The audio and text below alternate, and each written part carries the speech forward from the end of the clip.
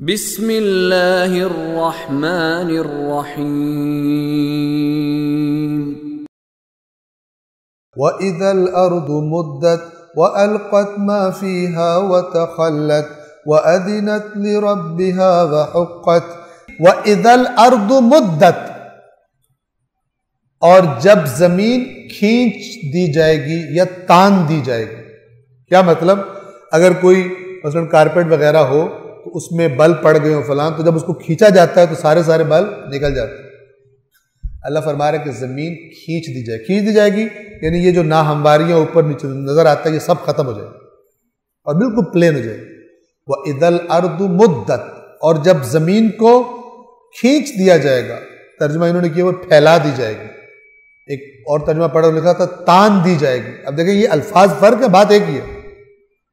بعض لوگوں کو ایک ترجمہ کچھ ہے ایک ترجمہ کچھ ہے، بات ایک ہی ہے۔ اصل میں ہر بندہ اپنی زبان میں جو اس کی دسترس ہے اس کے مطابق وہ چاہتا ہے کہ عربی کے لفظ کو کون سا لفظ صحیح پریزنٹ کرے گا، حالانکہ کوئی بھی نہیں کر سکتا۔ عربی طاقتور ہے، عربی کے لفظوں کا روب، اس میں معنی کی گہرائی، معنی کی وسعت دوسری زبان اس کا مقابلہ نہیں کرتی۔ تو جو بندہ جس کی زبان سٹرونگ ہے، اپنی زبان پر جتنا اس کو عبور ہے اردو پر، اور ادھر سے وہ عربی بھی سمجھتا ہے کہ اس لفظ کا ہے کیا، تصویر کیا ہے اس کی، تو وہ کوشش کرتا ہے کہ میں لفظ کو بھی، اور پھر دیکھتا ہے کہ پوری آیت میں خدا کہنا کیا چاہتا ہے، اور اس کا جو اس کی فضا اور ماحول ہے آیت کا، کیا الفاظ اور جملے کی کیا ترکیب رکھوں کہ وہ میکسیمم ادا ہو جائے۔ اب اس میں جس میں جتنی صلاحیت ہے اس طرح الفاظ لے کے آتا ہے، اس لیے ترجمے کے الفاظ میں فرق ہوتا ہے، ورنہ بات وہی ہوتی ہے۔ جو بات بدلے وہ پھر اس کے خلاف، تو جس مسلک کا بندہ بھی قرآن کی بات بدلتا ہے نا، دوسرے مسلک فوراً جا کے تھانے میں اس میں پرچہ کرواتے ہیں، کہتے ہیں قرآن میں تحریف کر دی۔ پاکستان میں تو یہ اور زیادہ سخت کا۔ صلوات پڑھیے محمد والے۔ ایک اور کام ضرور ہے کہ جس کی طرف میں اشارہ کر دوں، اور وہ ہے جب آپ ترجمہ پڑھ رہے ہوتے ہیں بریکٹس، جب آپ بریکٹس دیکھیں تو جان لیں کہ یہ بریکٹس قرآن کا حصہ، اس کے اندر جو بات کی گئی ہے وہ ترجمے والے نے وضاحت کے لیے کی ہے، اور وہ جو وضاحت کی ہے وہ ظاہر ہے اس کی اپنی مینٹالٹی اس میں آ جائے گی اگر کوئی اختلافی موضوع ہے تو، ٹھیک ہے نا۔ اور البتہ شاذ و نادر ایسا موقع ہوتا ہے کہ جو فنکار لوگ ہوتے ہیں، بہت کھیلنے والے، وہ خود متن میں بھی اپنی مرضی تھوڑی سی کر لیتے ہیں، جب تک بندہ ٹیکنیکل نہ ہو پتہ نہیں چلتا۔ مثلا ایک نے ترجمہ کیا انما یرید اللہ لیذھب عنکم الرجس اہل البیت،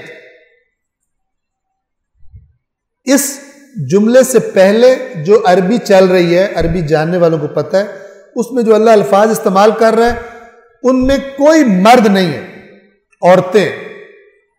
وَقَرْنَ فِي بُيُوتِكُنَّ، کرنا یعنی تم عورتیں، نبی کی عورتیں اپنے گھروں میں بیٹھی تھیں۔ وَلَا تَبَرَّجْنَ تَبَرُّجَ الْجَاهِلِيَّةِ الْأُولَى، اور جو دکھاوا اور آرائش ہوتی تھی جاہلیت کے زمانے میں، میک اپ ہوتے تھے فلاں، وہ کر کے باہر نہیں نکلو، مثلا آرائش اور وہ نہ کرو۔ وَأَقِمْنَ الصَّلَاةَ، اقمنا صرف عورتیں، نماز قائم کرو تم عورتیں۔ وَآتِينَ الزَّكَاةَ، ادا کرو۔ وَأَطِعْنَ اللَّهَ وَرَسُولَهُ، یہ سب عورتوں کا ہے، لیکن اگلا جو جملہ آتا ہے پارٹ اس کا، اس میں بدل جاتا ہے۔ اور ابھی میں حد عقل بات کروں تو وہ ایسا لفظ ہے کہ جس میں جو صرف مردوں کے لیے بھی استعمال ہوتا ہے، اور جیسے یا ایھا الذین آمنوا ہے، اس میں اگر اس کا لفظ دیکھا جائے تو مذکر کے لیے، لیکن عورتیں اس میں شامل ہیں۔ تو اب اللہ تعالیٰ ان الفاظ کو چینج کر دیتا ہے اور وہ الفاظ لے آتا ہے کہ جو مردوں کے لیے استعمال ہوتے ہیں، ٹھیک ہے، لیکن ترجمہ کرنے والے ایک صاحب نے اس کو گول کر دیا اور کہا اے نبی کی گھر والیوں، اللہ چاہتا ہے تم سے رجس کو دور کر دے، اور یہ خیانت ہے، یہ قرآن کے الفاظ کے ساتھ خیانت ہے، کیونکہ جب اللہ نے جو عربی جو نہیں جانتا تو وہ کہے گا یہاں پہ والیوں ترجمہ ہے، یہاں پہ اے نبی کے اہل بیت ترجمہ، یہ کیا ترجمے میں چینج کر دیتے۔ تو شاذ و نادر جو زیادہ جسے کہتے ہیں نا جتنا اللہ نے نہیں چاہا اس سے جتنا اللہ نے کہا اس سے زیادہ آگے گزر جاتے ہیں، وہ پھر ایسی خرابی بعض اوقات کر سکتے ہیں۔ صلوات پڑھیے محمد والے۔ اور یہ بھی ہوتا کہاں پر ہے؟ بہت کم ہے یہ، ورنہ بریکٹس میں یا حاشیے میں کارستانی دکھائی جاتی ہے، قرآن کے متن میں کم کارستانی دکھائی جاتی ہے، ٹھیک ہے۔ ہوتا عام طور پر ان آیات میں ہے کہ جن آیات میں مسلمانوں کے مسالک کا آپس میں اختلاف، وہاں پہ وہ بندہ کوشش کرتا ہے کہ میں ترجمہ ہی ایسا کر دوں کہ میرے والے مسلک کی تائید ہو جائے اور دوسرے والے کا مسلک جو ہے وہ پیچھے چلا جائے۔